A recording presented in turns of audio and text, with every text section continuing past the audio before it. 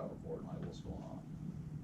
So transfer outs, I don't know why we didn't think about, you know, here's my philosophy on it. People are transferring out for probably a list of reasons less than 5. Insurance, price, convenience. Convenience probably number 1. So if you're transferring to Kroger in Houston or, you know, somewhere, you know, or down the street here. But if they're transferring to this Kroger, say, hey, let me get these records and I'll call you right back. Call the patient and say, hey, did we drop the ball? You know, are we upset? You know, whatever, something we need to improve on, is it price? It's fuel points is what it is. And Yeah. they Fuel had points. somebody come back because Kroger Yeah. upset her.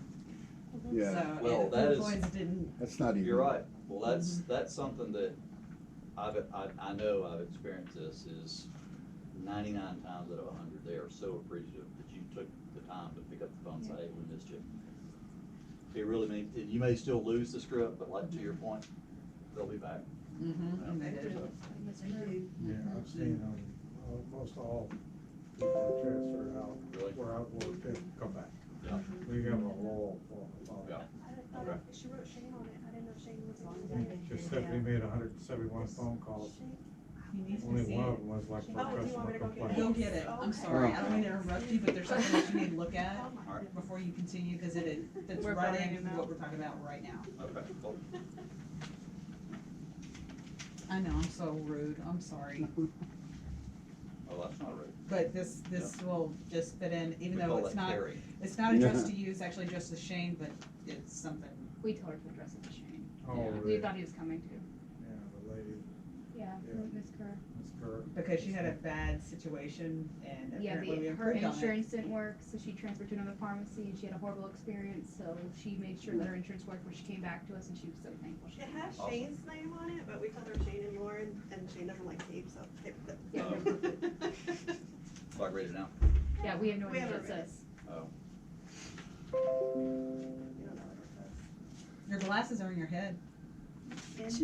I'm debating on whether I can read this font or not. Oh. Oh man, she should have typed it. What's a pat on the back to you guys? Mm-hmm. That's great. So attention Shane Brown, I have been using Farmhouse for about 2 years now. I have to say this staff is most attentive and always are timely with my filling and my medications, letting me know when they are ready, being so helpful and polite. They all know me by name and greet me as soon as they see me. Listen to that, keeping your radar up. I have to admit, you do not find service like this anywhere this day and time. Thank you. Yes. That was all That was you, all that was our all fault. you. I think That was all you. I think everybody here even knows people by voice Yeah. Yeah, when they call on the phone. absolutely. Yep. Especially Mr. Evans. They don't have to go with anything. All right, cool. So increasing revenue, show up on time, believe it or not, increases your revenue because you're more productive throughout the day. So, I already mentioned counterintelligence, culture of kindness, being prepared, having the tools that you need, culture of kindness. I won't go into all the details, but there's a printout for culture of kindness, and that's, I come up with all these cool names and I figure out like, what does that really mean? So, you know, we had some, I found as we grew and, you know, I started, we had 2 stores and we all had Christmas parties together at people's houses and, you know, it was really kind of easy to be friends with your work people, right? So that's one of the challenges I found as we grew. You know, you get little circles of people here and circles of people here, and then all of a sudden, you know, it's harder for me to stay in touch with that. So culture of kindness kind of came about because I wanted people to really understand that, you know, you guys are in here probably seeing each other more than you see your family sometimes. Yeah. You know, we all got to get along. We all have our differences, but you know, be supportive of each other before you snap back or try to, you know, pull over here and talk about this person. Think about that person's shoes, what they're going through. It goes back to the whole happiness thing. You know, just take a minute to look at that culture of kindness thing. And really, it's maybe you can tell I was born Southern Baptist. You know, try not to preach here. So it's, anyway, so you know, just treat each other with respect, and trust me, it really makes things go a lot easier at work. You know, if you guys want to pitch in and have a baby gift or a shower gift or whatever, we're always willing to help with that too. Because they're really, the things that we can do and the things that you can do to help each other's morale, you know, because this, I always said that the only other business out there that's more difficult than working in a drugstore is owning a restaurant. And I've never owned one, I've never had the desire for it, but I can only imagine what dealing with cooks and all of the wait staff, that's gotta be tough. But at least there, you pay your check and you're done. Here, we sell something and 3 months later, they wanna come back and take the money back from us, so, yeah. Okay, so, patient advocates. So, we have this store in Tennessee, which really has a cool concept. They have patient advocates, and these girls sit at a computer, and there's 3 or 4 of them. And they're assigned to block the patients, 200 or 300 apiece. And they call these people every month.